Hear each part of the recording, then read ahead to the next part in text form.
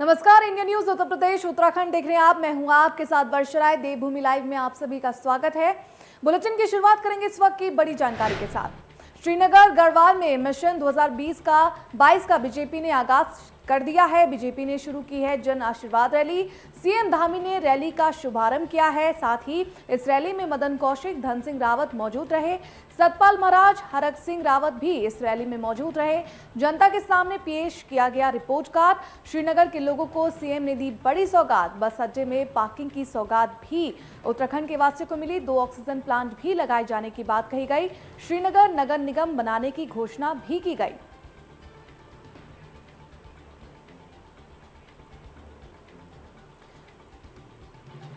आशीर्वाद रैली से चुनावी फतह शुरू हो चुकी है। उत्तराखंड से श्रीनगर गढ़वाल से जनता के सामने पेश किया गया रिपोर्ट कार्ड। 2022 चुनावों का आगाज करते हुए नजर आई बीजेपी ने श्रीनगर के गढ़वाल से निकाली आशीर्वाद रैली। श्रीनगर में मिशन 2022 का बीजेपी ने आगाज किया है। सीएम धामी ने रैली का शुभारंभ किया है। साथ ही इस रैली में मदन कौशिक, धन सिंह रावत मौजूद रहे हैं। जनता के सामने बीजेपी ने पेश किया अपना रिपोर्ट कार्ड। बड़ी खबर हम आपको दिखा रहे हैं उत्तराखंड से, जहां पर श्रीनगर के लोगों को सीएम पुष्कर सिंह धामी ने बड़ी सौगात दी है।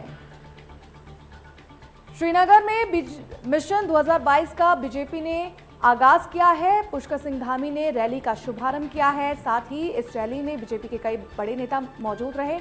मदन कौशिक, धन सिंह रावत भी इस रैली में मौजूद रहे।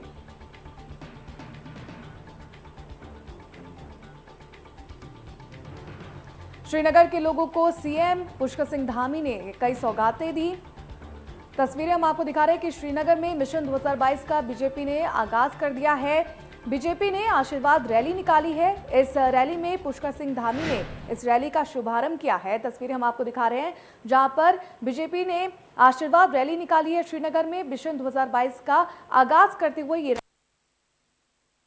हजारों करोड़ रुपए में होता है और नगर निगम बनने के बाद जो श्रीनगर में आप चाहते हैं वो विकास की संभावनाएं आगे नगर निगम बनने के बाद आप देखेंगे तो देखने में लगेगा ये बहुत पहले क्यों नहीं हुआ था और आज इतने दिनों बाद हुआ। तो धन सिंह जी को इसका सरे पूरे रूप में जाना चाहिए। इसके लिए मैं धन सिंह जी को बहुत बधाई और शुभकामनाएं। ये नगर पालिका क्षेत्र का सीमा विस्तार किया जाए, उसको जो है नगर पालिका को अब नगर निगम के रूप में जो है आगे उसका सीमा विस्तार किया जाएगा। और साथ ही जो है यहाँ पर पानी की समस्याओं के लिए भी निदान किया जाएगा। अन्य जो कुछ सड़कों के क्षेत्र में है, अन्य क्षेत्रों में है, जो भी हमने घोषणाएं की हैं जल्दी से जल्दी वो धरातल पर आएंगी। उन घोषणाओं को मूर्त रूप दिया जाएगा। पहली बार देखिए पहाड़ के अंदर इतना बड़ा काम मोदी जी के नेतृत्व में रेल बनाने का हो रहा है, भारत के प्रधानमंत्री जी के नेतृत्व में। तो कांग्रेस के पास और कोई काम नहीं है। जो काम हो रहे हैं वो कहते हैं कि हम उनको भी रोक दें। आशीर्वाद यात्रा की शुरुआत भले ही श्रीनगर गढ़वाल से हुई हो, पर पूरे प्रदेश अध्यक्ष से लेकर सीएम ने पीएम नरेंद्र मोदी का जिक्र ऐसे किया जैसे मानो 2022 का चुनाव प्रधानमंत्री के सहारे लड़ने की तैयारी हो रही है। सुनिए। एक तो ये है कि अब 2022 में चुनाव आने वाले और 2022 के चुनाव में राजनीतिक रूप से ये चुनाव पूरे देश के लिए बहुत महत्वपूर्ण चुनाव है। ये चुनाव कोई सामान्य पार्टियों का चुनाव नहीं है। ये चुनाव कोई ऐसा नहीं है कि भारतीय जनता पार्टी और अन्य जो विरोधी दल है उनका चुनाव। ये चुनाव इसलिए महत्वपूर्ण है भाई बहनों मित्रों कि एक तरफ वो सारे लोग आज चुनाव लड़ रहे हैं, वो लोग जो केवल हार जीत की बात नहीं करते, जो चुनाव में केवल लोकतांत्रिक मूल्यों की बात नहीं करते, जो चुनाव में आकर केवल योजनाओं की बात नहीं करेंगे, वो लोग जो केवल बात क्या करते हैं, हमें नरेंद्र मोदी जी को हराना है। इसके अंदर जब से मोदी सरकार आई है, मोदी पार्ट 1, मोदी पार्ट 2, देखिए इससे पहले भी देश के अंदर सरकारें थी। इस हिंदुस्तान के अंदर, आजाद भारत के अंदर पिछले 70 सालों में, अगर हम इन 70 सालों की बात करें तो 55 से 60 वर्षों तक लगातार इस देश के अंदर एक पार्टी का शासन रहा है और एक पार्टी का शासन और एक परिवार का शासन रहा है। कभी भी देश के साथ कभी न्याय की बात नहीं हुई है, कभी गरीब की गरीबी दूर करने की बात नहीं हुई है, कभी अशिक्षा को शिक्षा में बदलने की बात नहीं हुई है। बात हुई है तो देश के अंदर केवल और केवल तुष्टीकरण की बात हुई है। केवल तुष्टीकरण, केवल ऐसा काम जो केवल समझौता करने का काम हुआ है। देश के साथ, देश की जनता के साथ, देश की अशिक्षा के साथ, देश की गरीबी के साथ लगातार समझौते पर समझौता करने का काम हुआ है।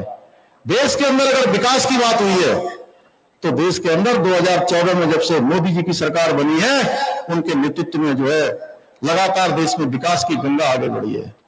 एक तो यह है कि अब तो इस तरह 2022 चुनावों का बिगुल बज चुका है। चलिए आइए खबरों में आगे बढ़ते हैं। देहरादून से बड़ी खबर है कि पूर्व सीएम हरीश रावत ने तेजाब हमले की आशंका जताई है।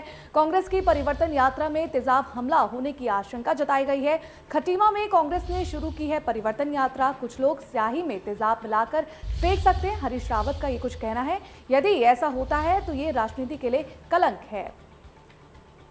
बड़ी खबर देहरादून से, जहां पर हरीश रावत ने अपने आप को लेकर एक बड़ी परेशानी जताई। उन्होंने कहा है कि एक रैली के दौरान उन पर हमला हो सकता है, स्याही से नहीं बल्कि तेजाब से। बड़ी खबर हम आपको दिखा रहे हैं कि हरीश रावत ने कहा कि कुछ लोग स्याही में तेजाब मिलाकर उन पर फेंक सकते हैं तेजाब। यदि ऐसा होता है तो ये राजनीति के लिए एक बड़ा कलंक होगा। कांग्रेस के राष्ट्रीय महासचिव और उत्तराखंड के पूर्व मुख्यमंत्री हरीश रावत ने बीजेपी पर बड़ा सनसनीखेज आरोप लगाया है। हरीश रावत ने कांग्रेस की परिवर्तन यात्रा में तेजाब हमला होने की आशंका जताई है। वहीं कांग्रेस के प्रदेश संगठन महामंत्री मथुरा दत्त जोशी ने हरीश रावत के ट्वीट का समर्थन किया है। मथुरा दत्त ने कहा कि हरीश रावत पार्टी के बहुत बड़े नेता हैं और वो जो कुछ भी कहेंगे वह सब तथ्यों पर आधारित होगा, पर बीजेपी इन आरोपों पर कटाक्ष करती दिखी गई है। कैबिनेट मंत्री गणेश जोशी ने कहा कि हरीश रावत की उनकी पार्टी में ही कोई कुछ नहीं पूछ रहा है, इसलिए ये सब वो सिर्फ सुर्खियों में बने रहने के लिए कर रहे हैं।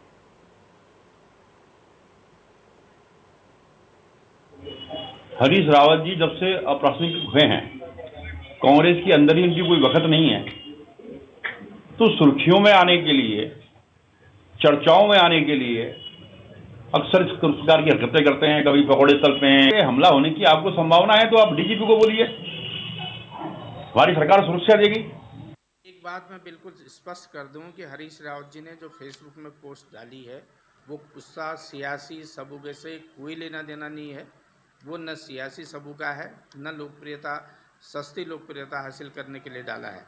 और ये पुख्ता बात है, कांग्रेस पार्टी में इसके सबूत हैं और इसके पुख्ता सबूत हैं। और हम दावे के साथ कहते हैं कि भारतीय जनता पार्टी के स्तर से ये हमारा आरोप है, ये षड्यंत्र रचा जा रहा है। उत्तराखंड में आज से सियासी रैलियों का आगाज हो गया है। दोनों राष्ट्रीय पार्टियां खटीमा और श्रीनगर में शक्ति प्रदर्शन कर रही है। खटीमा में कांग्रेस सरकार को घेर रही है, वहीं श्रीनगर में बीजेपी कांग्रेस पर हमलावर है। कांग्रेस का कहना है कि बीजेपी सरकार की नीतियों के खिलाफ उत्तराखंड कांग्रेस परिवर्तन यात्रा कर रही है। कांग्रेस प्रदेश अध्यक्ष गणेश गोदियाल ने कहा कि बीजेपी सरकार की जन विरोधी नीतियां, बढ़ती महंगाई, बेरोजगारी, भ्रष्टाचार, पलायन जैसी समस्याओं को परिवर्तन यात्रा शुरू की, जो 6 सितंबर को रुद्रपुर में समाप्त होगी। वहीं बीजेपी श्रीनगर गढ़वाल में जन आशीर्वाद यात्रा निकाल रही है, जिसमें राज्य सरकार की उपलब्धियों को लोगों तक पहुंचाया जा रहा है। वहीं अब बीजेपी 6 सितंबर को अल्मोड़ा में जन आशीर्वाद रैली निकालेगी।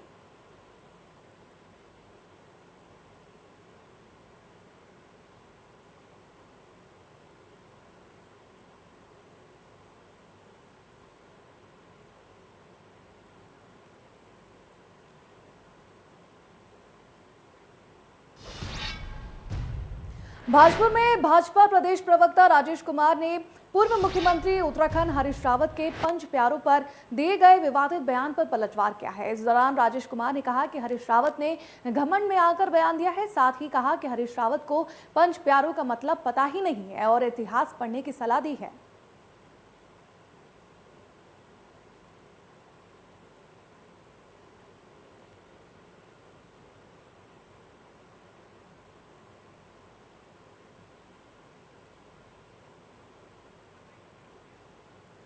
तौर पर हरीश रावत जी जो हमारे पूर्व मुख्यमंत्री हैं उत्तराखंड के, समय समय पे अपने बयानों को लेकर के चर्चा में बने रहते हैं। ये सुर्खियां बटोरने का बड़ा आसान तरीका है। शायद उनको इतिहास का संज्ञान लेना चाहिए और इतिहास को दोबारा पढ़ना चाहिए कि क्या है।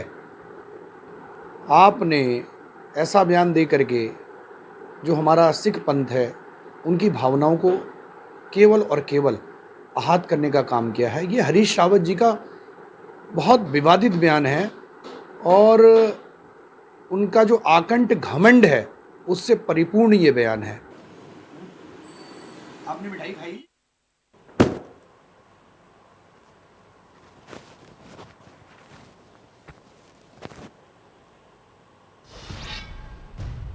कोटद्वार में विकास तो नहीं हुआ, पर कोटद्वार माफियों के कब्जे में जरूर पहुंच गई है। कोटद्वार में माफियों का बाल बोला देखने को मिल रहा है, पर अफसोस इस बात का है कि विपक्ष भी इसको लेकर कोई जवाब सरकार से नहीं मांगती दिखाई दे रही है।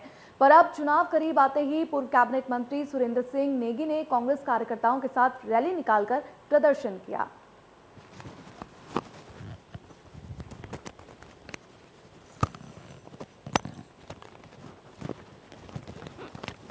पुल हमारे 6-7 बने हैं, भो नदी पर, मालन नदी पे, सुखरो नदी पर, टेरी सोत पर और ग्वालगढ़ नदी पर। वो सभी जो है वर्तमान जो राज्य सरकार की खनन नीति है उसकी वजह से जो है बहुत खतरा उनको पैदा हो गया, यातायात बाधित हो जाएगा। करोड़ों रुपए की लागत से बने हुए इन पुलों को धराशायी होते हुए हम देखना नहीं चाहते हैं और मुख्यमंत्री से विनम्र अनुरोध करना चाहते हैं कि रानी पोखरी में हादसा होने के बाद आप गए। मैं आपको अनुरोध करना चाहता हूं, आपको आमंत्रित करना चाहता हूं कि आप खो नदी पर बने हुए 3 पुलों, सुखरो नदी पर बने 2 पुल और मालन नदी पर बने पुल को सिर्फ गिरने से पहले एक बार निरीक्षण कर लें। और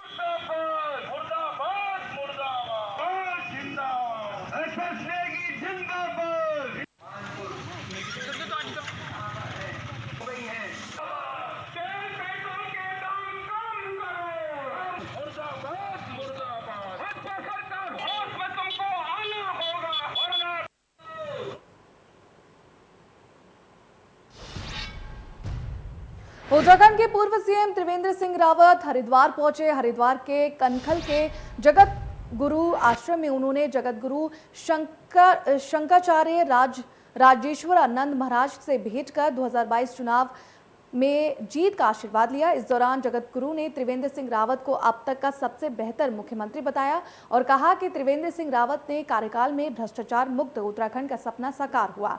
वहीं त्रिवेंद्र सिंह रावत ने भी 2022 विधानसभा चुनावों में बीजेपी की भारी जीत का दावा किया और कहा कि इस बार उनकी पार्टी उत्तराखंड में एक बार फिर बीजेपी और एक बार कांग्रेस पार्टी की सरकार बनने वाली मिथक को तोड़ेगी। वहीं उन्होंने आम आदमी चुनावों से बीजेपी को कोई खतरा नहीं है, ये भी बताया।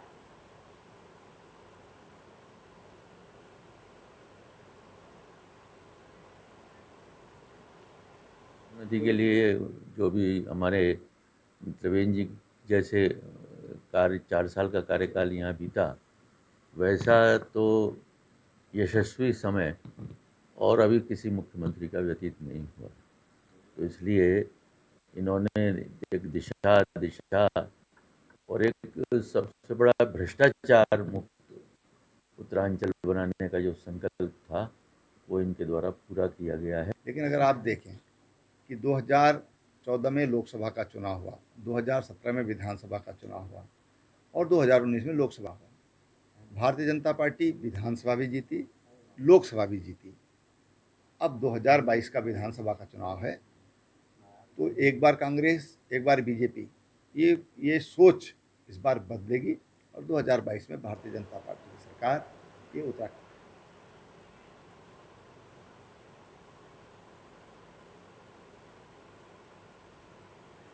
अगली खबर पिथौरागढ़ से, जहां धारचूला तहसील में आई आपदा के बाद जुम्मा गांव में लापता लोगों की तलाश को अब बंद कर दिया गया है, जिसके बाद अब लापता लोगों के मिलने की संभावना पर विराम लग गया है। आपको बता दें कि बीते 29 से 30 अगस्त की रात धारचूला के जुम्मा गांव में बहुत ज़्यादा बारिश होने की वजह से भूस्खलन हो गया था, जिससे भारी नुकसान हुआ है और कई घर जमीन दोज हो गए हैं, जिसके बाद लापता लोगों की तलाश शुरू की गई, जिसमें कई शव भी बरामद किए गए। पर वहीं अब उप जिलाधिकारी धारचूला A.K. शुक्ला ने बताया कि मृत लोगों के परिजनों के साथ ही जुम्मा के गांव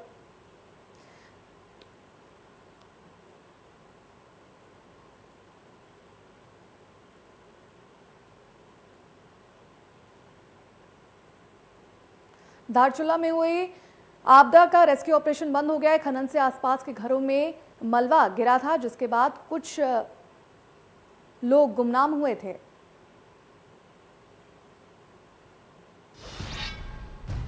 चलिए आइए इसी पे शुरू करते हैं एक बड़ी खबर का। उत्तराखंड में बारिश को लेकर अलर्ट जारी है। मौसम विभाग ने चेतावनी जताई है कि 4 से 8 सितंबर तक बारिश हो सकती है। देहरादून, नैनीताल, पिथौरागढ़ में चेतावनी जताई जा रही है। मैदानी इलाकों में भी बारिश होगी। एक बार फिर उत्तर भारत में मानसून सक्रिय हो गया, जिसके बाद मौसम विभाग ने चेतावनी जारी की है। साथ ही कई जगहों पर बारिश को लेकर अलर्ट भी जारी किया गया है। 4 से 8 सितंबर तक ऐसी ही बारिश हो सकती है। इसको लेकर भी मौसम विभाग ने चेतावनी दी है, जिसमें देहरादून, नैनीताल, पिथौरागढ़, बागेश्वर में भारी तो वहीं मैदानी जिलों में हल्की बारिश हो सकती है। ऐसे में मौसम विभाग ने लोगों से सावधान रहने की भी अपील की है।